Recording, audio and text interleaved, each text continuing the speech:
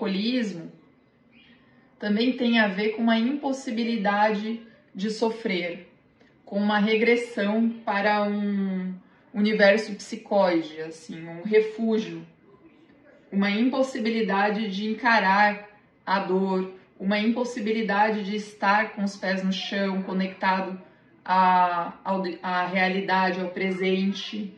Então, o alcoolismo ele está atrelado a essas questões de não dar conta do presente. Então, a pessoa se refugia no álcool, se refugia também do outro através do álcool, e nesse refugiar-se do outro, o outro passa a ser qualquer coisa. O alcoólatra, ele é ligado à bebida, né? A pessoa que tem a doença do alcoolismo, ela chega um momento que a família, só em momentos assim de culpa, de uma ressaca moral, que ela percebe o que ela está fazendo.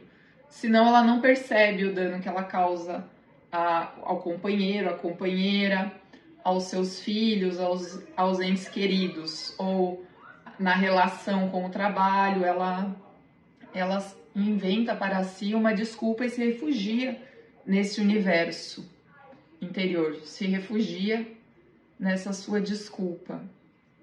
Raquel, deixa eu te fazer uma pergunta. Nesse caso desse tipo de alcoolismo que você está citando aí, né, que é usado principalmente nessa situação, é aquele mais sério, né, aquele que a pessoa bebe todos os dias, que ela se embriaga, que ela perde a noção de realidade mesmo, né? Sim, o alcoolismo, ele implica em algum dano social ou familiar. Ele implica em alguma perda, traz sofrimento nesse sentido. Porque eu já estudei um pouco a respeito uma vez e eu lembro que tinha uma relação de alcoolismo para aquele que bebe todos os dias uma latinha de cerveja e não implica não necessariamente nessa perda, né? Que é igual você está falando. Não deixa de ser uma fuga, né? Eu acho que não deixa de ser uma fuga, mas eu acho que dentro do que você colocou é mais aquele que bebe e perde a noção de realidade mesmo. Torna-se agressivo, seria isso ou não? Eu estou enganado. Não, nem todo alcoólatra se torna agressivo. Alguns, inclusive, se tornam mais amorosos quando bebem. A parte mais amorosa... Tá, a Ivy quando bebe. A Ivy não é alcoólatra, tá, gente? Mas ela falou que... Sim. A gente pode pensar, porque o álcool é uma droga, a gente pode pensar nas outras drogas também como sendo dentro disso que você explicou, dentro dessa característica de se isolar, de buscar um refúgio? Exatamente. Um refúgio em relação à realidade, a maconha também.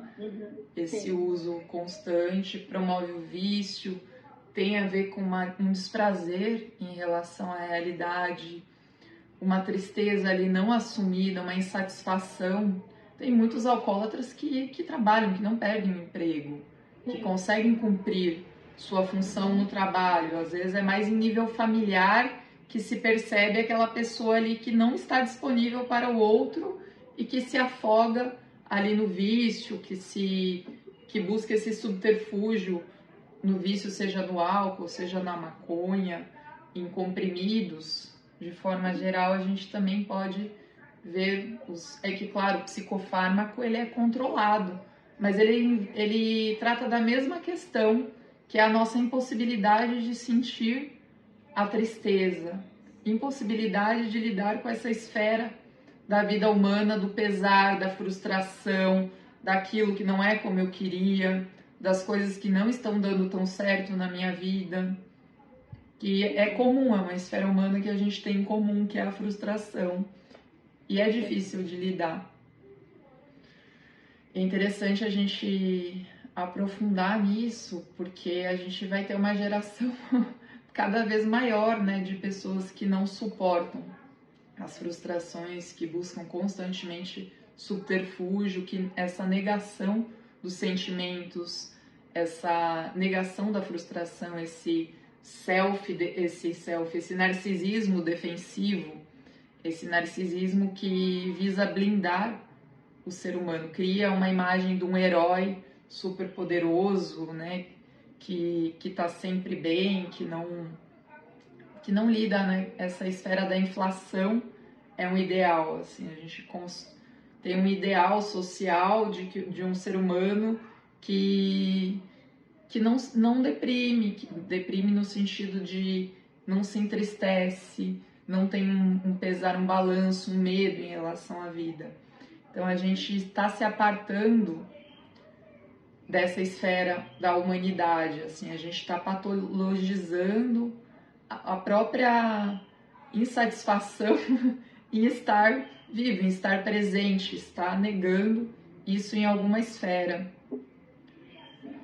É muito comum, assim, a gente vê, às vezes a pessoa está em luto, término de um relacionamento, perda de algum ente querido, e as pessoas falam, não, você tem que sair, você tem que, ou seja, não deixa a pessoa viver aquele luto, aquela tristeza, né? E às vezes a gente faz isso até inconscientemente mesmo. Sai dessa, né? A primeira coisa que a gente faz é sair dessa. Mas é que a pessoa que não é terapeuta, ela não entende que a pessoa, para sair do sofrimento, ela precisa encarar ele. Enquanto ela não encarar, ela vai ficar sai dessa o tempo todo, sai, até que ela sai de si. Porque ela se aparta do próprio corpo quando ela evita a dor. Exatamente. Ela nega a realidade, né? A realidade do presente. Eu tenho uma paciente que ela conseguiu começar a lidar com as perdas dela depois de quase 2 anos. Desesperadamente é um espírito substituto de qualquer tipo. É uma imagem operativa, uma embriaguez relacionada com o poder e com a deteriorização da ânima. Então esse feminino interno que é perseguido, que é projetado, ele não é integrado. Então a gente tem uma dimensão do self que é apartada, que se torna demoníaca. E esse indivíduo, esse rei, não pode ser um inteiro tendo uma ânima deteriorada, tendo esse feminino negativado em si.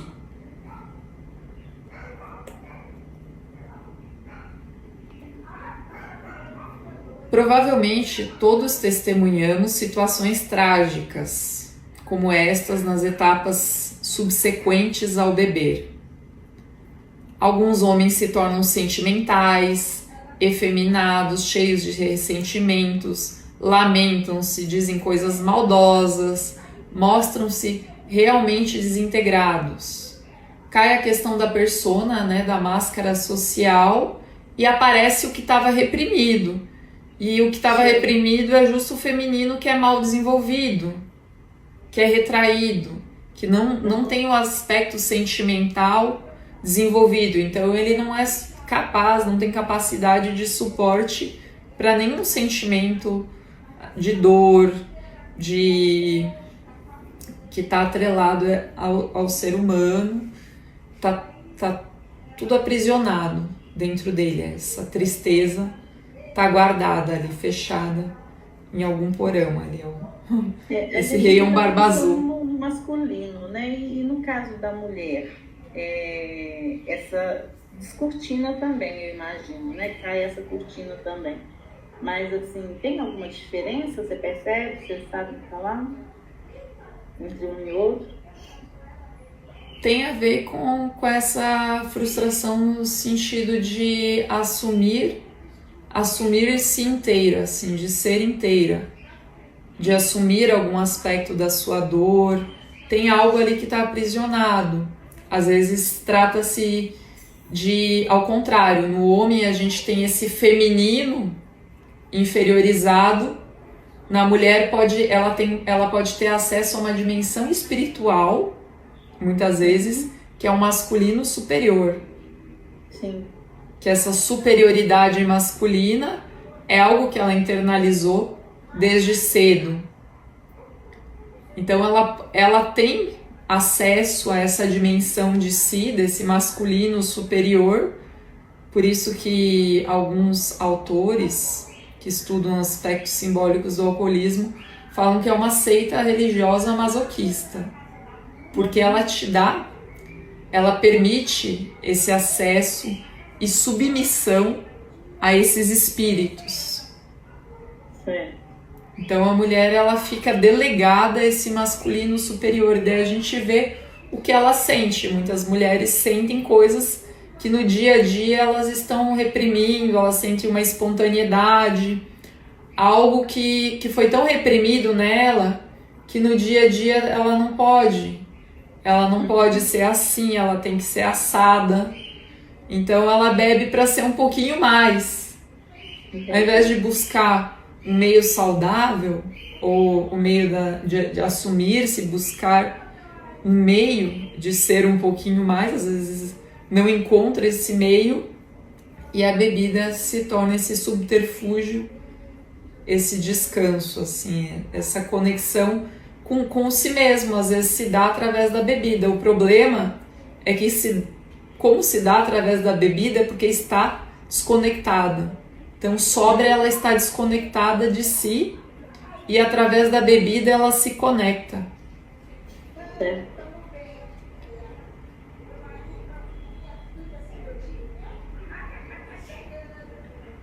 E também essa dimensão das dores, as coisas que não podem ser sentidas, que precisam ser negadas de forma arcaica. A negação do outro, o outro me perturba, o outro me assombra, o outro me incomoda.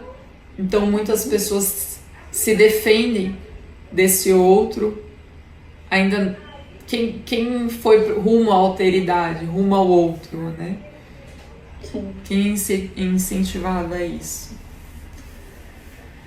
Então, quando a negação da ânima, a gente tem um quadro denominado possessão pela ânima, onde o homem fica completamente à mercê de seu estado de espírito, e quando não estando bêbado, estão deprimidos e ressentidos. Então surge também o complexo do abandono. Ninguém me ama, eu bebo porque ninguém me amou, eu bebo porque estou muito triste. Tudo produto de uma ânima desarrazoada. Então, essa ânima não abarcada, não contemplada, essa tristeza não sentida, que não conecta com o presente e o joga lá para o passado e o faz vítima, o vitimiza, vítima dos pais, é vítima da sociedade. Não que não seja, não estou isentando, mas em maior ou menor esfera todos nós somos. Uhum. Sim. E agora a questão é que suporte a gente tem para lidar com a realidade, para aguentar um cadinho dessa dor. Não é na clínica, não beba, álcool zero, assim, mas como a gente faz essa mediação, assim, a gente não pode levar ideologias, né, mas porque pode surgir efeito contrário, né, porque quando você fala pro alcoólatra não beber, você se torna esse superego que ele está fugindo, esse superego arcaico que o aprisiona constantemente, que o sacrifica o tempo todo, que o tortura no dia a dia, né, que o faz pagar penitências diárias.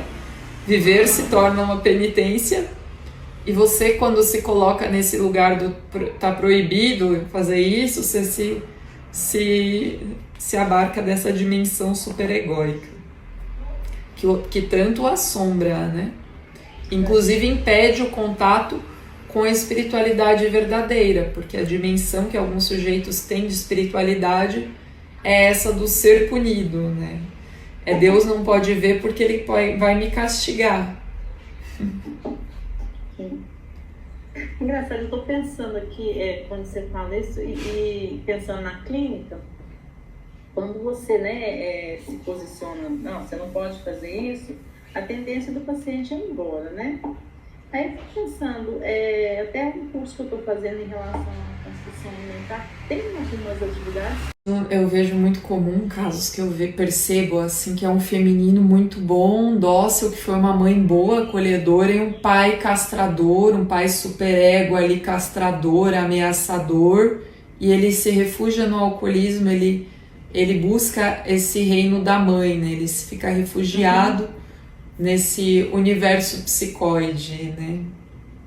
Esse pai castrador pode ser também o pai ausente?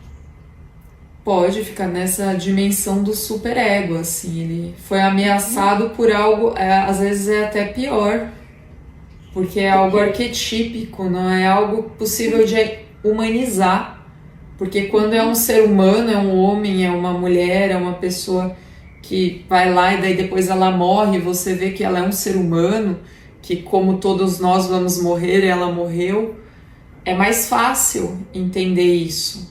Mas quando é ausente, vai para a dimensão do inconsciente. Então, vai para a dimensão dos... É um pai arquetípico. O arquétipo preenche as lacunas que faltam no psiquismo. Então, por isso que, mesmo sendo ausente, a pessoa pode se identificar com ele, né? Sim. E de forma mais descontrolada, assim, de forma mais difícil de conectar a realidade. Sim, interessante demais. Nunca tinha pensado por esse lado, não. Bacana. Naturalmente, isso só acontece em trágicos extremos, quando vemos como a ânima se deteriora, por assim dizer, através da bebida. Então, através da bebida, tem essa negação de si, esse refúgio em um estágio anterior. Não é uma implicação com os sentimentos. Você vê o bêbado tá ali às vezes chorando, se humilhando e tal, mas ele não tá implicado com a realidade. Ele tá tendo... tá uma brisa sentimental que o aparta também da dor real. Oi? Oi? Poder pensar naquele delírio ali... anestesiado, né, em relação à própria dor e tá ali imerso em fantasias, né, tá nessa tempestade emocional. Mas sem a ânima, os homens não conseguem relacionar-se. Daí eles estão lá, sozinhos e abandonados, né, isso é uma queixa muito comum entre os alcoólatras. Ninguém gosta de mim, ninguém me dá valor nessa casa, eu sou um fracassado. Então são falas bastante comuns. E assim perdem todos os seus relacionamentos. Não se sabe se a deteriorização da ânima causa o beber ou se é por ele causada. Aquela coisa, a gente nunca sabe o que vem antes. Se é a dor, se é a depressão que leva a bebida, ou se é a bebida que leva, ou é algo que se retroalimenta. Quem chegou primeiro, né? Eu acho que tem a dor ali, mas assim, muitos casos eu acredito, né? Até pelas experiências, pelo que eu já vi ao meu redor, é que acontece, bebe, aí sentiu aquele prazer, sentiu aquela válvula de escape, vamos falar assim. Ah, é bom, bacana, vou fazer de novo. E aí entra nesse ciclo, né? Eu estou imaginando que seja assim, a maioria dos casos. Sim. Eu acho que traz um alívio, né? Traz um alívio que vira uma fuga e uma perda de si, né? Porque eu acho que a partir do momento que ele busca de forma consciente, eu acho que aí é uma coisa bem mais séria, né? Não sei, imagino que seja. Mesmo estando em fuga de forma consciente, assim, pessoas que realmente não estou aguentando, isso está muito difícil, esse aspecto emocional, a dor é insuportável, então a gente não tem como avaliar moralmente, assim, dizer que todo mundo é capaz de suportar, porque a gente não sabe o tempo que aquela pessoa precisa, às vezes, para lidar com uma determinada emoção, para lidar com um determinado fracasso, para lidar com a perda de um sonho, com aquilo que foi o gatilho, né? A perda de um relacionamento. É interessante que, falando em filme, me veio à cabeça assim, vários episódios, vários filmes que eu já assisti, que é exatamente isso. A pessoa tem algum fracasso, tem alguma tristeza, né? Aí o que eles vão fazer? eles vão beber. Você já observou isso? Quanto que é muito... Até os próprios filmes mostram essa questão de refúgio. Usavam roupas de linho. Por isso esse material é um presente precioso para eles. Ou retalhos de linho se transformavam em peças de ouro. Então tem toda essa esfera mágica, né? Esse reino mágico que ele aspira. Ao mesmo tempo que nega a realidade, não constrói o futuro, ele aspira a algo mágico que o transforme, que o salve, que o purifique, uma fantasia desse nível. Oi, Maria. Essa palavra apotropai que eu olhei aqui, que eu fiquei assim, tem o poder de afastar malefícios, né, desgraças, é como se fosse um talismã, então, né? Exatamente, um poder mágico. Eu não estou dizendo que isso não exista, mas a gente nunca pensa que isso requer uma certa implicação.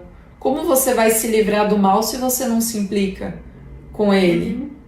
No caso, o mal que ele faz e continua fazendo, essa negação do outro, essa negação do futuro, esse refúgio no universo mágico infantil.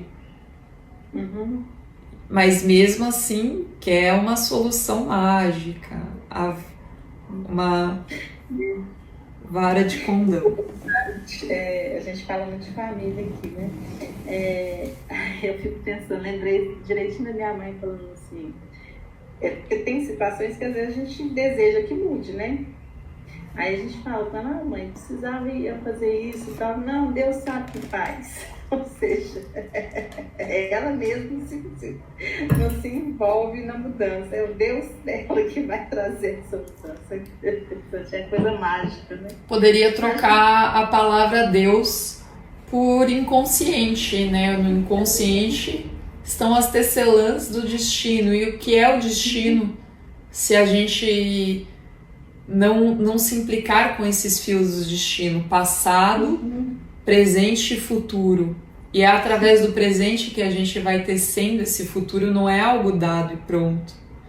Então as 3 moiras do destino simbolizam passado, presente e futuro.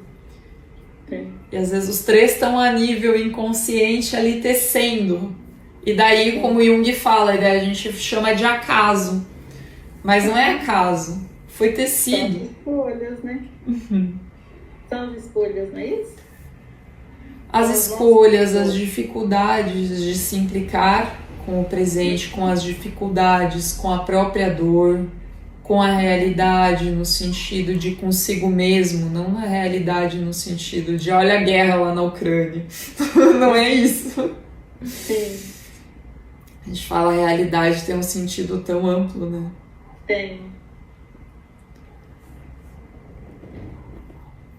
Então, quando é presente de um espírito da água feminino, o linho não acaba com o uso, sempre sobra 1 metro, porque um pequeno espírito sobre forma de rã toma conta dele.